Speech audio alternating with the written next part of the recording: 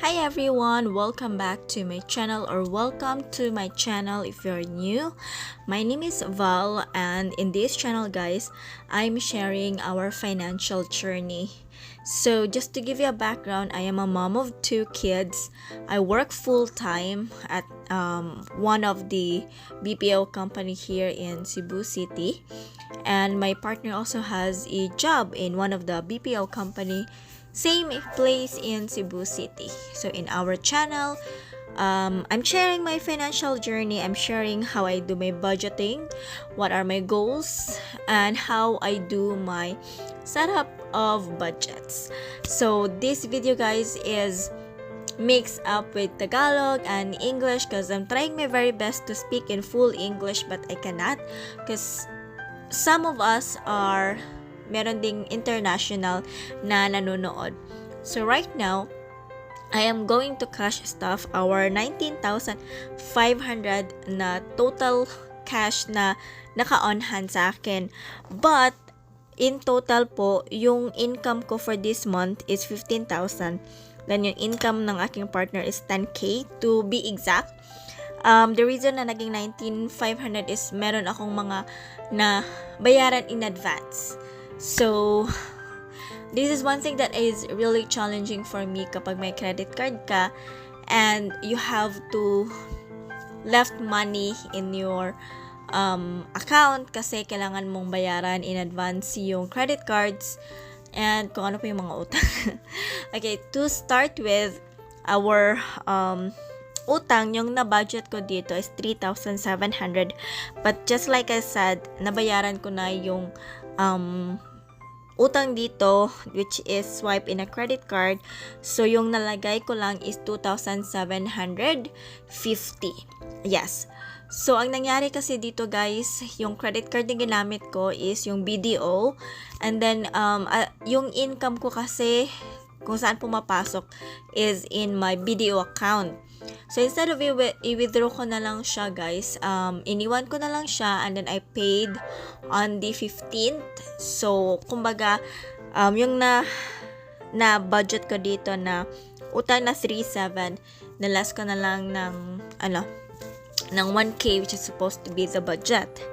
Now, regarding with the grocery, guys, yung budget ng grocery is 2K as usual.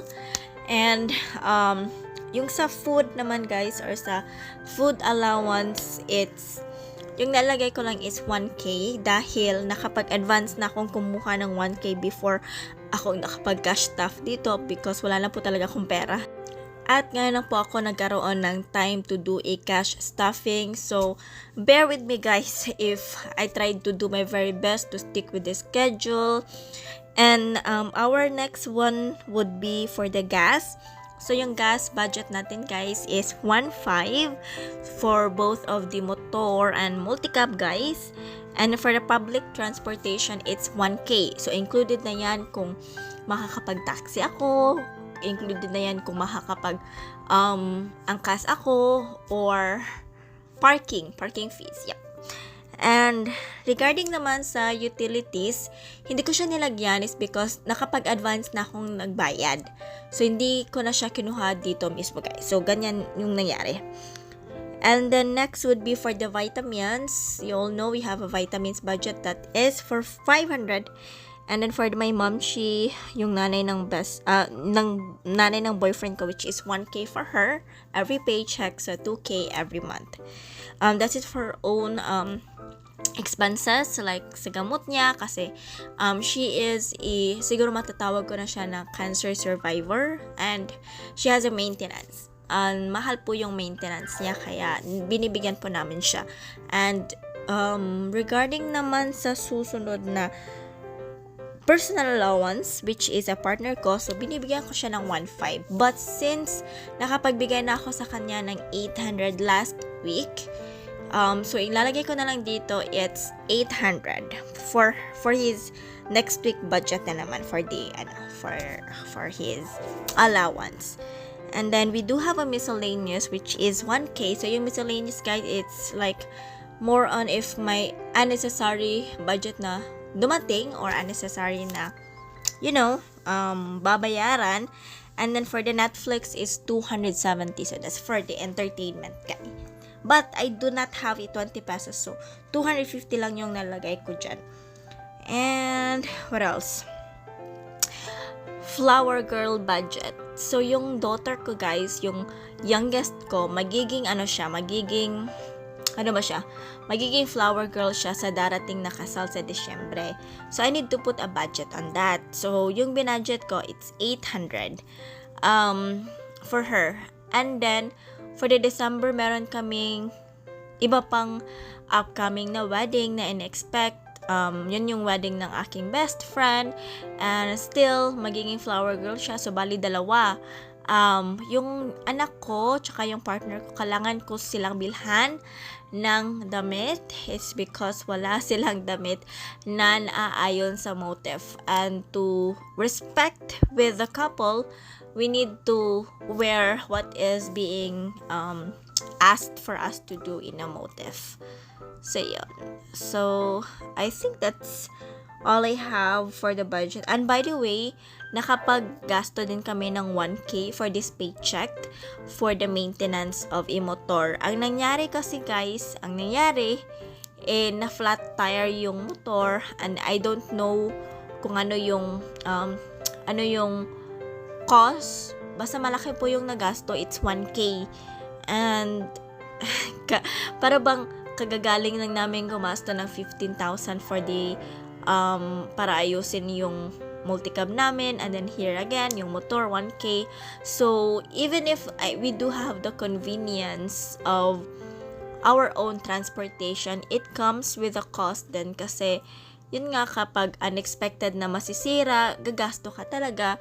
So for me, guys, for you, I would suggest talaga to set up budget for a maintenance or unexpected expenses, and that's what I'm trying to do siguro by next year. Yun yung maging one of my sinking funds. But for now, yung na-budget ko, guys, it's 2.5 plus 2.5, so 5K. Sinking funds for the Christmas. Kasi alam ko kung gaano kagasto yung Christmas, guys. And then yung naiwan ng aming salary dito, it's magsaset aside ako for a budget for a wedding. Kasi aside from magbibigay kami ng cash gift, is magbibili din po kami ng aming susuotin. So, siguro formal na damit for my formal wear for my kuya, for my eldest son, and then formal na dress for my youngest na aayon talaga sa motif. So yung motif, it's royal blue, and the other wedding na atenan namin is light blue. So dalawa yung kasal na bibilhan namin ng outfit. So, ano pa ba? I think that's all I have for now, guys. I will be working on a separate, or siguro sa pagkatapos nito, magka-cash staffing ako. I'll work on with my credit card to pay, kasi meron ng mga fees yung envelope So, yung mga na-swipe ko sa aking credit card, dito ko kunin sa aming mga envelopes kung ano yung nababudget. So, as of now, yan lang. Very short lang yung cash staffing namin, and appreciate ko kayong lahat, guys. Hopefully, kung meron man kayong katanungan about budgeting, I'd love to answer your questions, and na-enjoy ko po kayong basahin yung mga comments ninyo, at saka I hope that I will see you on our next video, no? And appreciate ko talaga yung mga tumatapos ng aking video, and I think that's it. Thank you. I'll see you next time. Bye bye, guys.